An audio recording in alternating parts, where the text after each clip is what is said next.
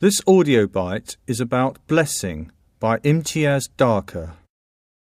Blessing is about water and its importance to our lives. The poem is set in a poor area of India. It gets far hotter than in England, but water is in short supply, and the poem tells us how precious water is for the people there. They think of it as a special gift, and that's why the poem is called Blessing. It starts with the idea of skin that cracks like a pod, and then the simple line, "There never is enough water." So we know that it is very dry. And then the poet imagines what it would be like having water slowly dripping into a cup. Its sound seems to make it special, almost as if it came from a god. And then the poem suddenly comes to life. The poet describes what it's like when one of the pipes bursts and there is lots of water pouring out. People run around collecting the water in anything they can find, and the little children can't believe their luck. They are able to play in the water, and they scream for joy. So in some ways it's a very ordinary thing. If a pipe burst on your road, you wouldn't get all your neighbours frantically running around collecting as much as they could. But of course, in this area of India, water is precious, and the poem uses language to make this event very special. The first thing it does is use some religious words.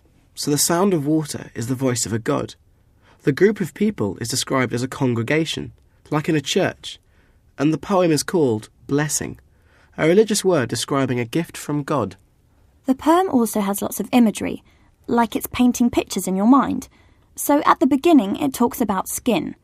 This could be people's skin, or it could be the ground, as if the earth had a skin. And later on it says that silver crashes to the ground.